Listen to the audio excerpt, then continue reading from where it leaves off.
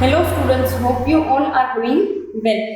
Previously તમારું unit 1 એટલે કે introduction to cost accounting and unit costing એમાં સેકન્ડ ચેપ્ટર એટલે કે યુનિટ કોસ્ટિંગ એની અંદર આપણે ડિસ્કસ કરતા હતા પર્ટિક્યુલરલી ઇલસ્ટ્રેશન્સ, જેમાં મેં તમને 4 અલગ અલગ જે છે એ મેથડ વાઇઝ ઇલસ્ટ્રેશન કરાવી દીધા છે.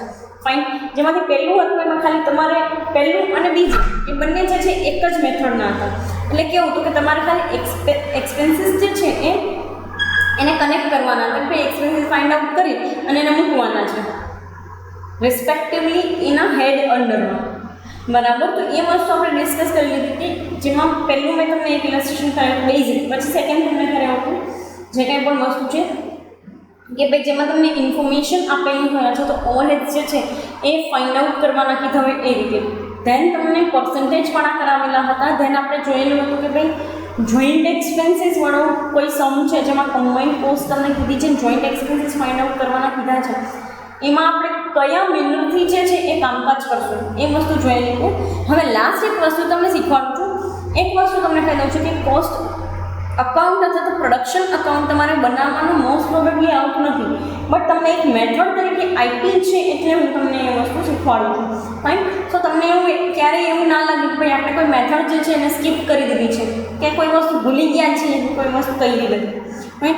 So that was or that is the my purpose કે તમને વસ્તુ ક્યારેય ફીલ ના થાય. ફાઇન. ફીલ કરવાની જરૂરિયાત પણ નથી, કારણ કે કરીએ છીએ. અને એવું એક તમને જેવું તમને હું ઇલસ્ટ્રેશન કરાવું છું એવું જ એક પ્રોડક્શન અકાઉન્ટવાળું તમને પ્રેક્ટિસ ક્વેશ્ચન પણ કરાવી દઈશ. Fine. So no issues at all. જેટલા પણ પ્રકારના આપણે ઇલસ્ટ્રેશન કર્યા છે ને એમાં આપણે પ્રેક્ટિકલ ક્વેશ્ચન્સ પણ કરશું કે અલ્ટિમેટલી જેના સોલ્યુશન્સ તમારી પાસે અવેલેબલ હશે નહીં. ફાઇન. સો ફરી પાછી એક તમને એડવાઇસ આપું છું કે please after watching all this lectures try to do it by your own. બરાબર. તમારી પાસે આ પાવરપોઈન્ટ પ્રેઝન્ટેશન મટીરિયલ તમારા ડિસ્ક્રિપ્શનમાં આપી દીધેલું હશે વિડીયોના. બરાબર. ડિસ્ક્રિપ્શન બોક્સની અંદર એમાંથી તમે લોકો જોઈ અને આ પીપીટીઝ જે છે એમાં તમારી પાસે રકમ અવેલેબલ છે જેના ઉપરથી તમે તમારી જાતે જે છે અમુક સોલ્યુશન કરી શકો છો.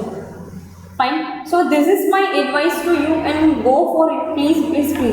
Now let us discuss કે cost of production અથવા તો પ્રોડક્શન અકાઉન્ટ જે છે ઓર કોસ્ટ અકાઉન્ટ જે છે કેવી રીતે બનાવવામાં આવે છે. આપણે બનાવીએ જે છીએ યુઝ્યુઅલી એ છે કોસ્ટ શીટ અથવા તો કોસ્ટ સ્ટેટમેન્ટ.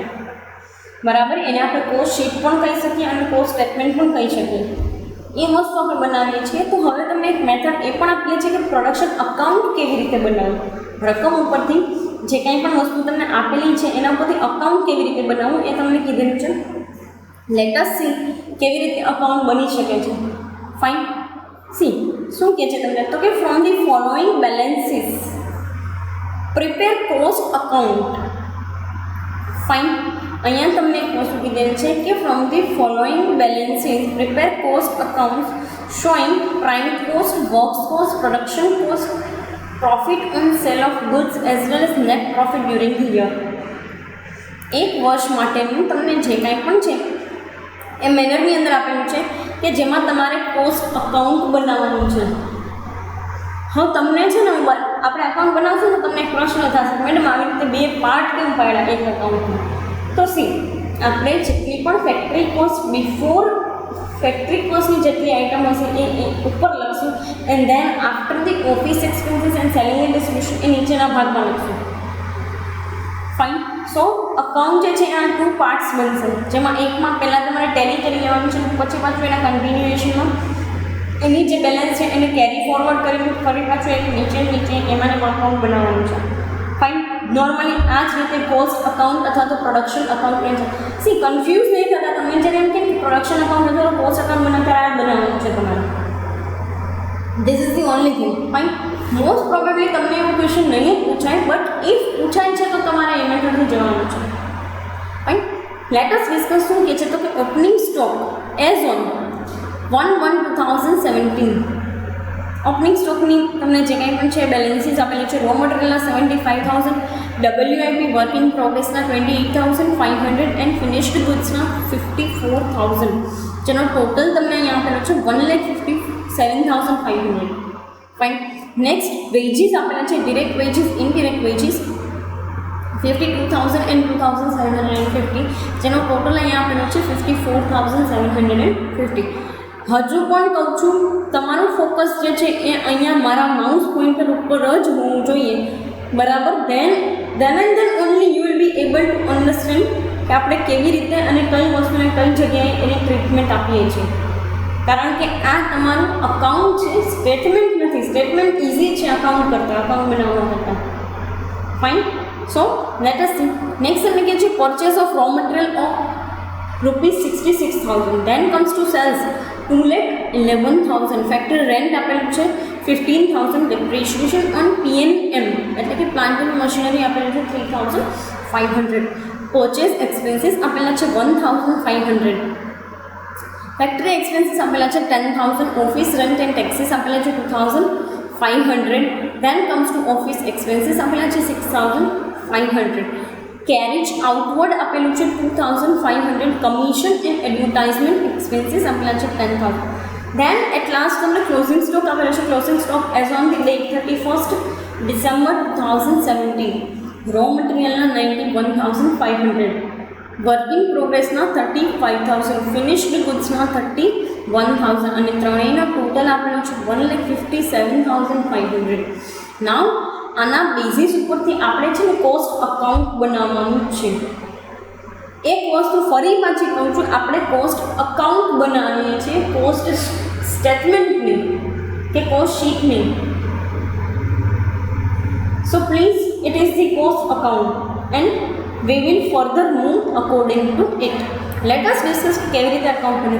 અકાઉન્ટ બનાવતા તમને આવડે છે. કોસ્ટ અકાઉન્ટ અથવા production account for the year ended on 31st December 2017. Account તમને બનાવતા આવડે છે, બધું ડેબિટ સાઇડની અકાઉન્ટ, બધું ક્રેડિટ સાઇડની. That's it.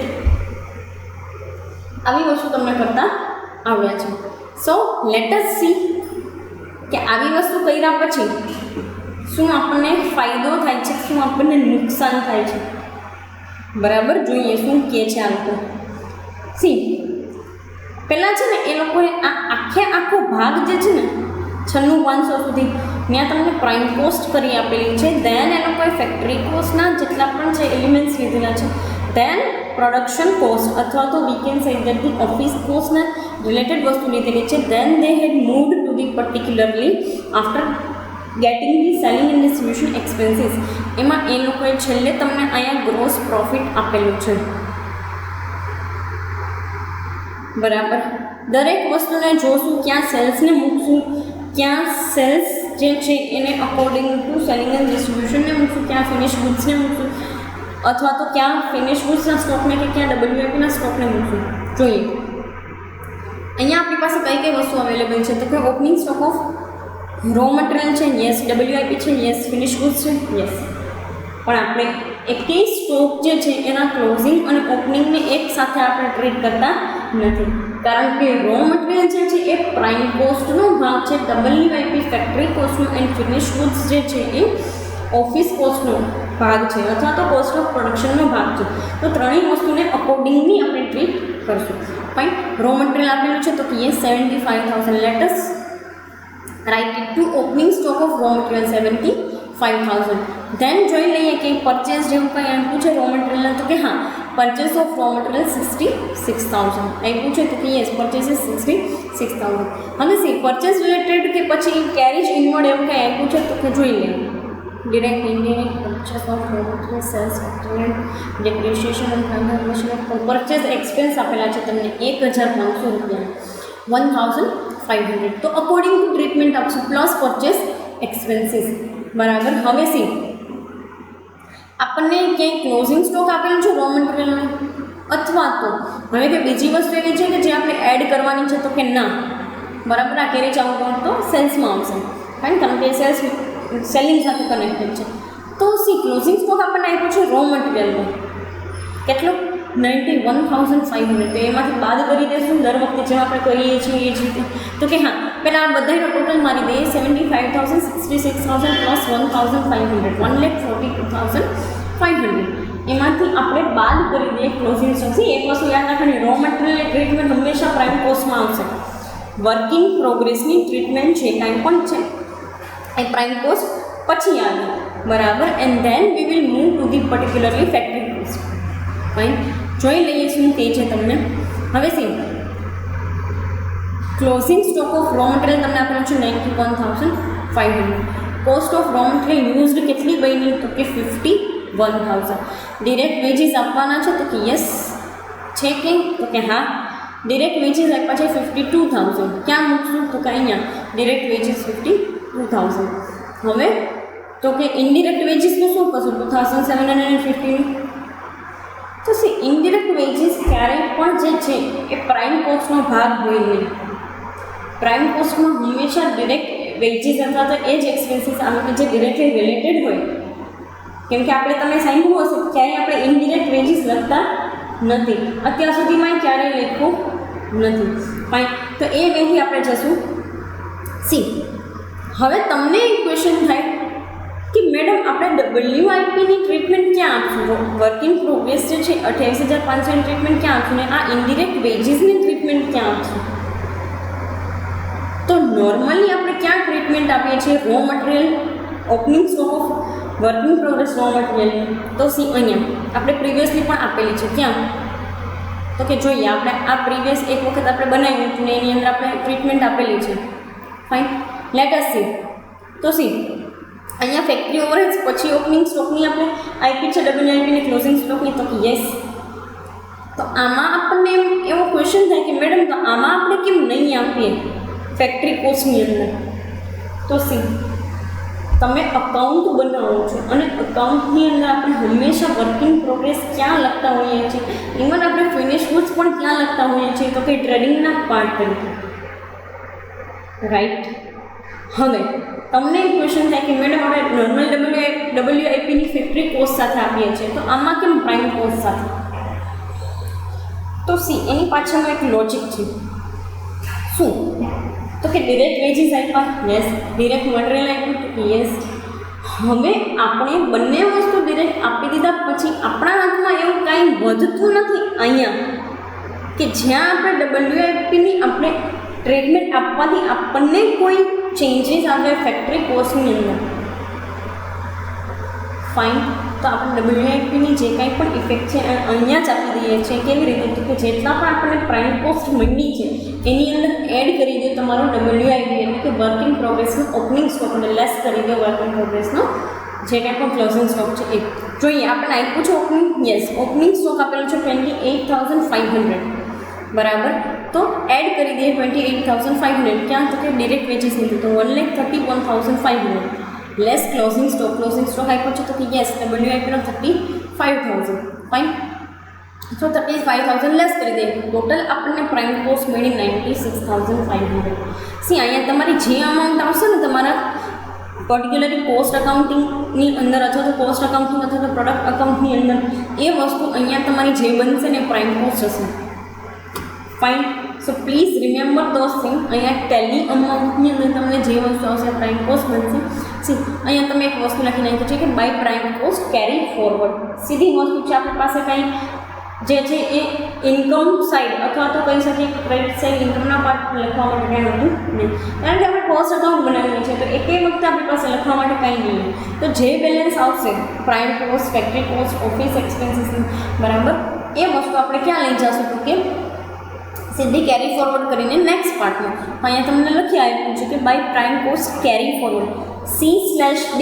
તમે જાણો છો કે એને કેરી ફોરવર્ડ કહેવાય છે. આ વસ્તુને તમને પ્રીવિયસલી બી શીખવાડી દીધેલી છે, ફરી પાછી શીખવી છે કે પ્રીવિયસ ઇલસ્ટ્રેશનની અંદર બી આપણે જોઈ લીધેલું છે. Okay, so by prime cost carry forward 96,500 ક્યાં લઈ જશું તો કે અહીંયા ફેક્ટરી કોસ્ટની અંદર. હવે લખી બાય પ્રાઇમ કોસ્ટ તો કે હા 96,500. ફેક્ટરી એક્સપેન્સીસ આપ્યા છે તો કે હા આપ્યા છે. ક્યાં તો કે ભાઈ ફેક્ટરીનું રેન્ટ 15,000 રૂપિયા આપ્યું છે તો કે યસ. જોઈ લઈએ ફેક્ટરી રેન્ટ આપ્યું છે તો કે હા 15,000.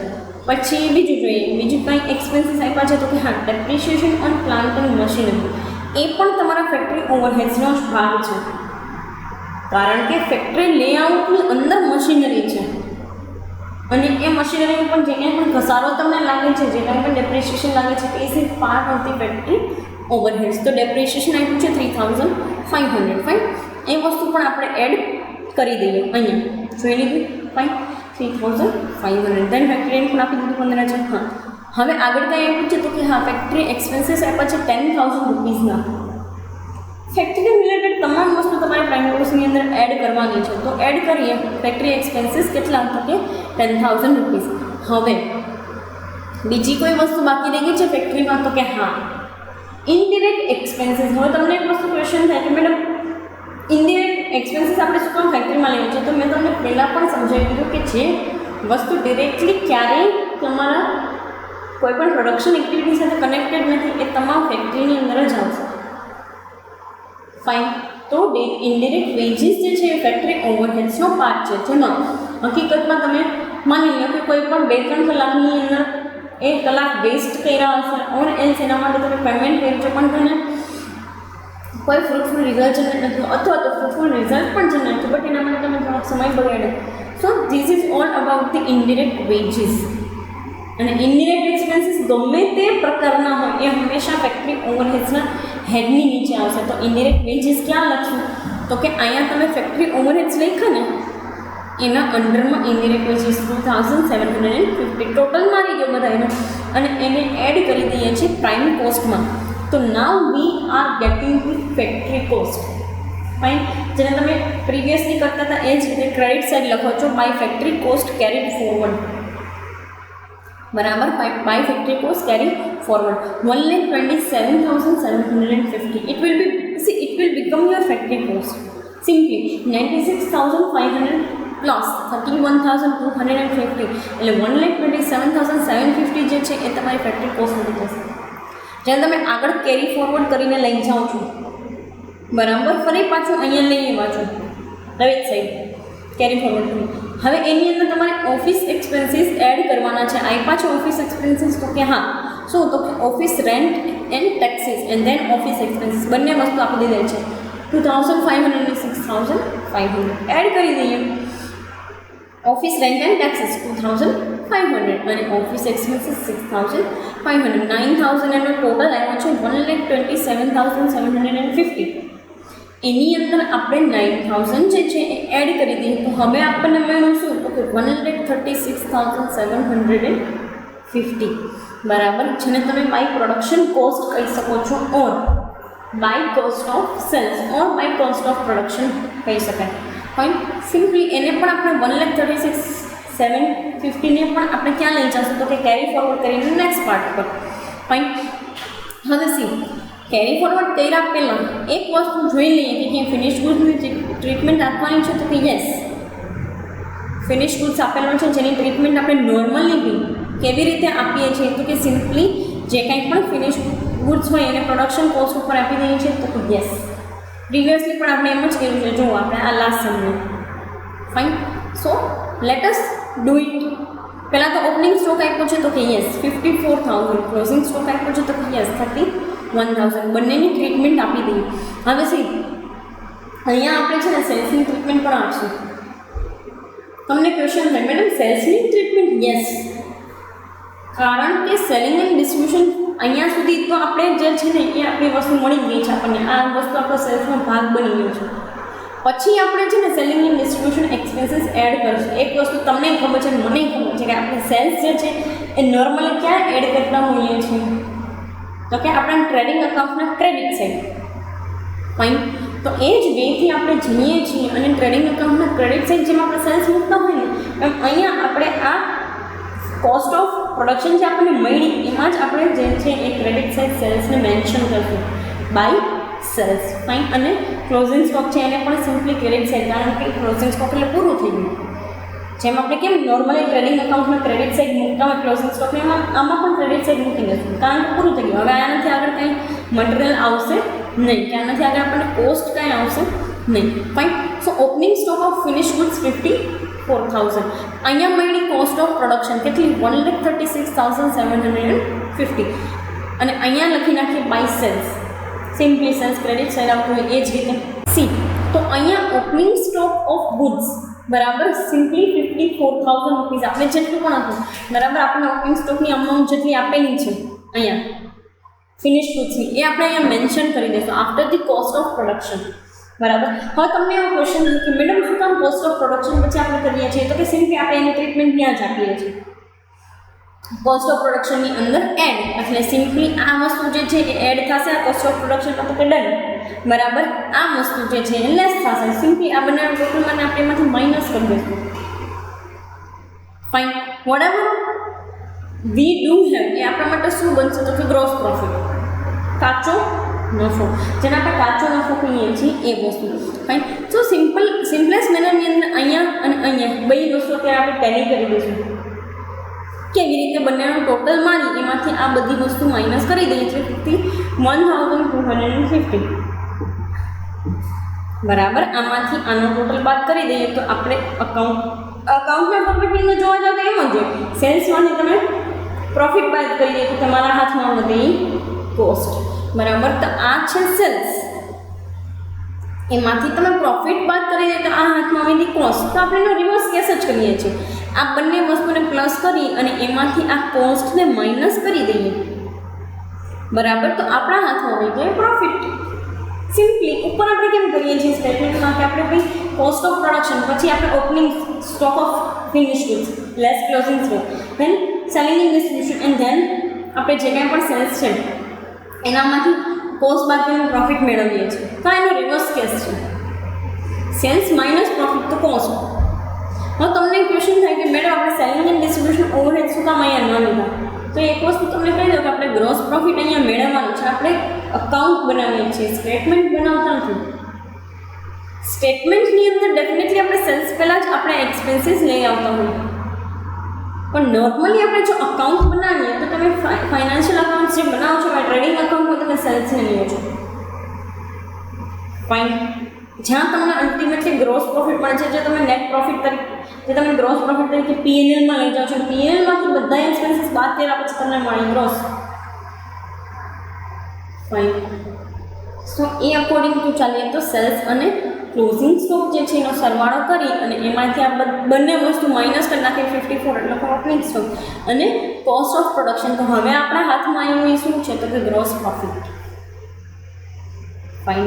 ગ્રોસ પ્રોફિટને પણ આપણે સેમ વેથી અહીંયા સિમ્પલી લઈ આવીએ છીએ by gross profit brought down. ક્યાં અહીંયા? શું કામ? કારણ કે ગ્રોસ પ્રોફિટ અહીંયા છે, અહીંયા હોય તો અહીંયા બ્રોડ ડાઉન કરો, કેરી ફોરવર્ડ કરે. અહીંયા છે તો કેરી ફોરવર્ડ કરીને ક્યાં લઈ જશું, તો બ્રોડ ડાઉન તરીકે પર્ટિક્યુલરલી પીએનએલના ભાગ તરીકે અહીંયા લઈ આવીએ છીએ 51,250. હવે જો selling and distribution overhead, selling and distribution ઓવરહેડ્સમાં કઈ કઈ વસ્તુ આપી છે, તો કે સી અહીંયા જોઈ લઈએ. હા, કાંઈ આપ્યું છે સેલિંગ એન્ડ ડિસ્ટ્રીબ્યુશનમાં, તો કે ના.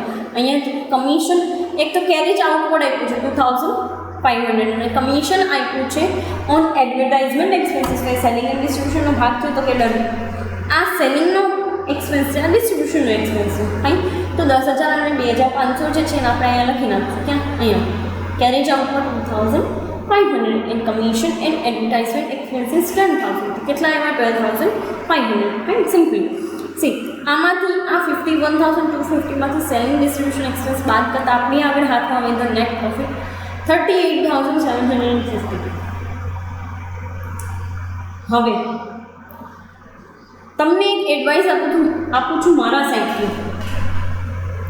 શું? તો કે આ આપણે આખું કોસ્ટ અકાઉન્ટ બનાવ્યું, પ્રોડક્શન અકાઉન્ટ બનાવ્યું, તો કે ડન. તમને બધી વસ્તુ ખબર પડી ગઈ કે શું કામ આની ટ્રીટમેન્ટ પહેલાં આવે, શું કામ આની પછી આવે છે, શું કામ સેલિંગ એન્ડ ડિસ્ટ્રીબ્યુશન એક્સપેન્સીસ છેલ્લે આવે છે. હવે આપણે છે ને એક વેરીફાઈ વસ્તુ કરીએ, એક વસ્તુને આપણે વેરીફાઈ કરવી. શું? તો કે આ વસ્તુનું સ્ટેટમેન્ટ જો બનાવીએ તો એ જ રીતે આન્સર આવે કે નહીં? બરાબર. તો તમારા માટે મારા સાઈડથી એક હોમવર્ક એ છે કે આ જે કાંઈ પણ આપણે કોસ્ટ અકાઉન્ટ પ્રોડક્શન અકાઉન્ટ બનાવ્યું ને, આ ઇન્ફોર્મેશનના બેસિસ ઉપરથી તમે ખાલી સ્ટેટમેન્ટ બનાવો. બરાબર.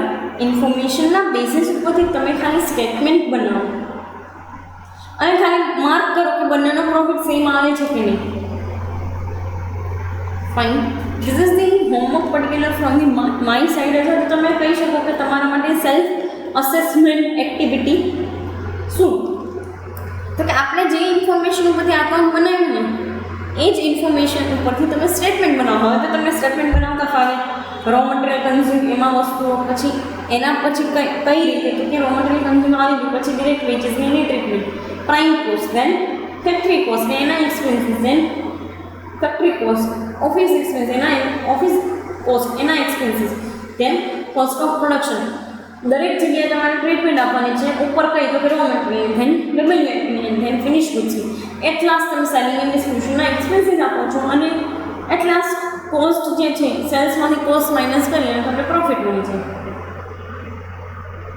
Fine, you can do this things. તમે એક સ્ટેટમેન્ટ બનાવો અને તમારી સેલ્ફ અસેસમેન્ટ જે છે એ એક્ટિવિટી કરો. ફાઇન, અહીંયા આપણા જેટલા પણ ઇલસ્ટ્રેશન હતા, બુકની અંદર મેન્શન ઇલસ્ટ્રેશન જેટલા પણ હતા એ વસ્તુ મેં તમને દરેક મેથડના કરાવી દીધા છે. હવે આપણે પ્રેક્ટિકલ ક્વેશ્ચન ઉપર જઈએ છીએ. ત્યાં જોઈએ કે સિમ્પલ ઇન્ફોર્મેશન ઉપરથી કેમ સ્ટેટમેન્ટ બનાવવા, જેના સોલ્યુશન તમારી પાસે અવેલેબલ નહીં. તો આ મટીરિયલ સાચવીને રાખજો. બરાબર, પ્રેક્ટિકલ ક્વેશ્ચન્સના તમારી પાસે સોલ્યુશન ક્યાંય અવેલેબલ નથી. સો પ્લીઝ મટીરિયલ હેન્ડી રાખજો. હેન્ડી ઇન ધ સેન્સ સાચવી રાખજો. પછી એવું ન થાય કે આપણે બીજી બધી પીડીએફ ફાઇલની અંદર ને પાવરપોઈન્ટ પ્રેઝન્ટેશનની ફાઇલની અંદર આ બધું ખોઈ ગઈ. ફાઇન, સો આ સોલ્યુશન તમારી પાસે રાખજો. એવું હોય તો લખી લો, ક્યાંયથી તમારી પાસે મટીરિયલ આવે છે તમારી પાસે ત્યારે તમે લખી લો. ફાઇન, સોલ્યુશન આખા જેમ આપણે કરતા નોર્મલી એમ ક્લાસરૂમની અંદર જેમ કરતા એ રીતે તમે સોલ્યુશન બનાવી લો તમારી બુકની અંદર. સો એ બી એક વે છે. નેક્સ્ટ પાર્ટની અંદર કમિંગ સેશન્સની અંદર હું તમને જે છે એ પ્રેક્ટિકલ ક્વેશ્ચન્સ જે છે એ કરાવડાવીશ અને એ ડિસ્કસ કરશું કે એ ઇન્ફોર્મેશન ઉપરથી કેમ સ્ટેટમેન્ટ બનાવવું. ફાઇન, અત્યારે અહીંયા સુધી રાખીએ. Thank you so much.